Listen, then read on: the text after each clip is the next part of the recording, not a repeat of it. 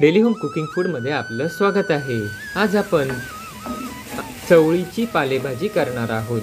बघा, या कढईत आम्ही चवळीची पालेभाजी बनवून घेतलेली। सुरुवातीला आपल्याला दाखवत आहोत डिशमध्ये काढून। बघा किती सुंदर दिसत आहे। वाव, खूपच सुंदर आहे ना। बघा, चवीला अगदी छान लागते ही चवळीची पालेभाजी। चला तर मग चवळीची पालेभाजी बनवायला सुरुवात करूया। आपण चवळीची भाजी करायला घेण्याकरिता ही एक जोडी पालेभाजी घेतली आहे। चवळीची स्वच्छ अशी धुवून चिरून घेतलेली आहे। ताजी चवळीची पानं आणि कोवळी अशी पानं ही निवडून घेतलेली आहे। सोबत हे ओले खोबरे आहे। आवश्यकतेनुसार ओलं खोबरं आपण वापरायचं। एक मध्यम आकाराचा कांदा वापरायचा बारीक चिरून, आणि हिरव्या 2 मिरच्या बारीक चिरून घ्यायच्या। अगदी साधी सोपी भाजी करायला सुरुवात करायची आहे आपल्याला। भाजी बनवण्यासाठी गॅसवरती आम्ही कढई तापत ठेवली आहे। त्यामध्ये 1 चमचा तेल घालायचं आहे।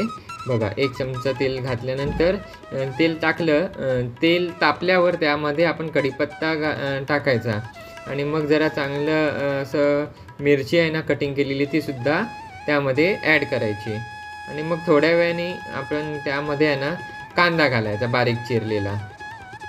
कांदा जरा गुलाबी होईपर्यंत आपल्याला परतून घ्यायचा आहे।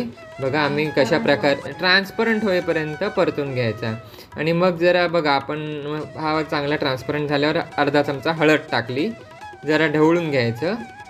हळद टाकल्यावर म्हणजे जेणेकरून हळद सर्व कांद्याला छान प्रकारे लागेल, आणि मग त्यामध्ये पालेभाजी घालून घ्यायची। बघा आम्ही कशी घालत आहोत, म्हणजे कढईमध्ये कशी आपण ॲड करायची पालेभाजी ती बघा। भाजी सगळी ॲड करून झाल्यानंतर आपण जरा ती परतून घ्यायची आहे। बघा कशा प्रकारे आम्ही परतून घेत आहोत।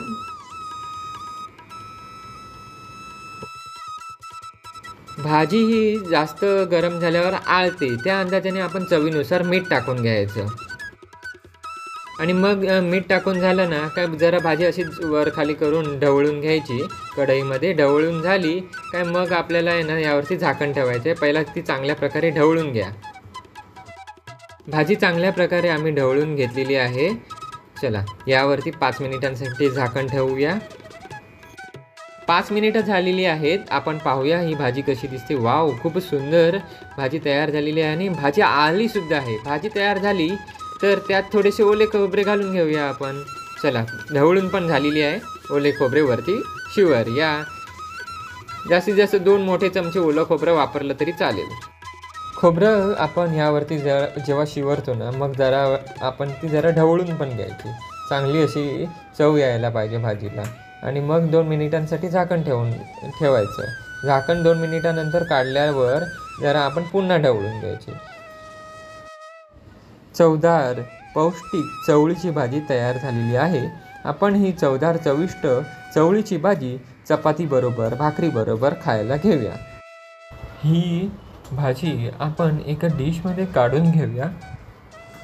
ही ओल्या खोबऱ्याची, ओल्या मिरचीची चवळीची भाजी आम्ही बनवलेली आपल्याला आवडली असेल तर घरी नक्की बनवा। या व्हिडिओला लाईक करा, शेअर करा, आणि या चॅनलला सबस्क्राईब करून बेल आयकॉनला प्रेस करा।